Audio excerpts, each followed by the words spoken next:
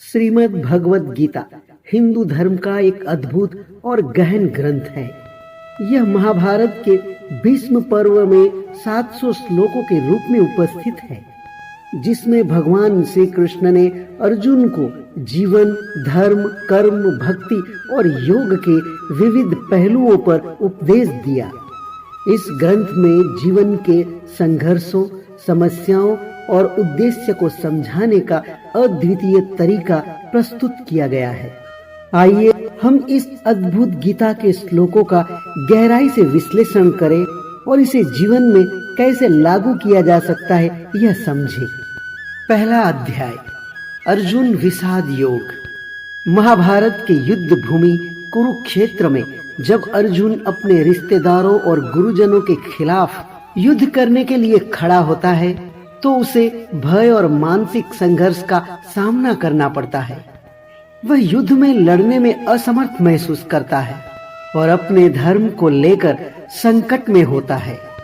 यही वह क्षण है जब भगवान श्री कृष्ण उसे जीवन की सही दिशा दिखाने के लिए प्रेरित करते हैं। श्री कृष्ण ने अर्जुन से कहा कि व्यक्ति को अपने कर्तव्यों का पालन करना चाहिए, क्योंकि यह धर्म का पालन है।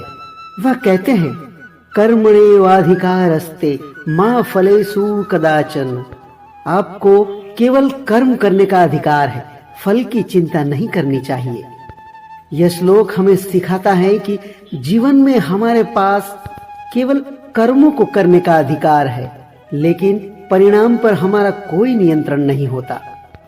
अगर हम अपने कर्तव्यों को पूरी निष्ठा से करते हैं तो इसका फल हमें निश्चित रूप से मिलेगा। दूसरा अध्याय, संन्यास योग।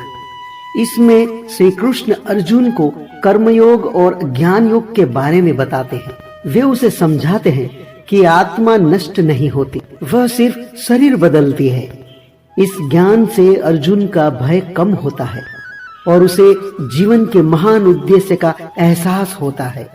श्री कृष्ण कहते हैं, न ही देह भृता शक्यम त्यक्तुम कर्माण्य शेषतः यस्तु कर्म फल त्यागी स त्याजित भी विधीयते।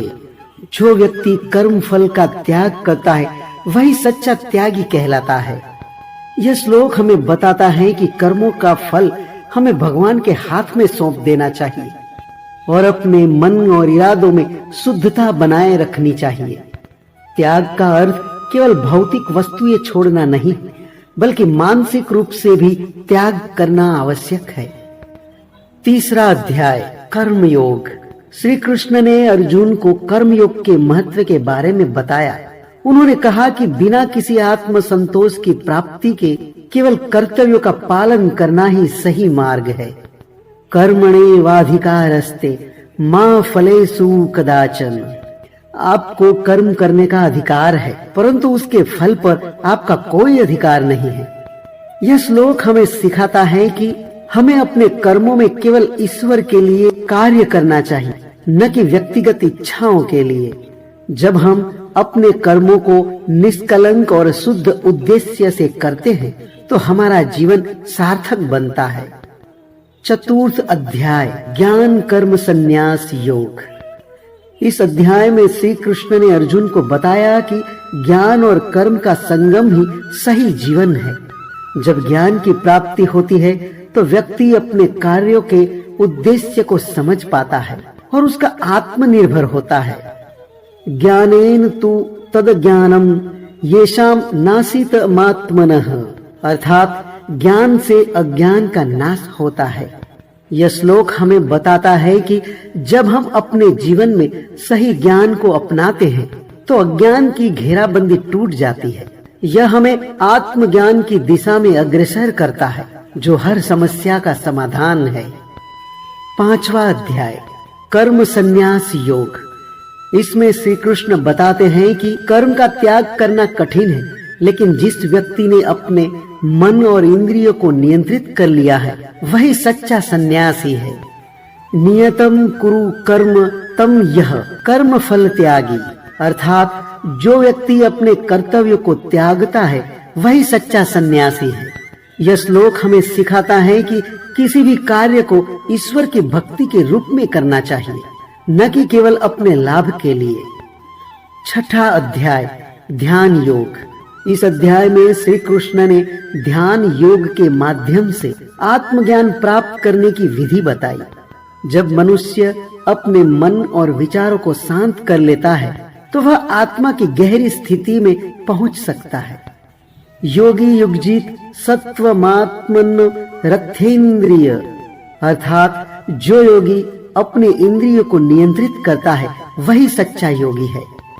यह श्लोक हमें सिखाता है कि आत्मा के सच्चे ज्ञान के लिए ध्यान और साधना अत्यंत आवश्यक है। मन को एकाग्र करने से हम आत्मा के दिव्य सत्य को अनुभव कर सकते हैं। सातवां अध्याय, ज्ञान विज्ञान योग।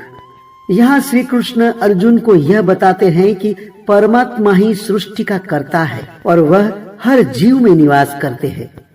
ज्ञानम ज्ञानवतामहम, अर्थात मैं ज्ञान का स्वामी हूँ। इस श्लोक से हमें यह समझ में आता है कि भगवान का ज्ञान सभी ज्ञान से परे है और यही ज्ञान हमें जीवन के उच्चतम उद्देश्य की प्राप्ति के लिए मार्गदर्शन करता है। निष्कर्ष यह है कि श्रीमद् भगवद गीता के श्लोक जीवन के विभिन्न पहलुओं को समझने में मदद करते हैं। यह हमें कर्म, भक्ति, ज्ञान और ध्यान के मार्ग पर चलने के लिए प्रेरित करती है। गीता के उपदेशों का अनुकरण करके हम अपने जीवन में शांति, सुख और सफलता प्राप्त कर सकते हैं। भगवान श्री कृष्ण ने अर्जुन को जो उपदेश दिए वे आज भी हमारे लिए उतने ही प्रासंगिक हैं। यही गीता का सच्चा संदेश है।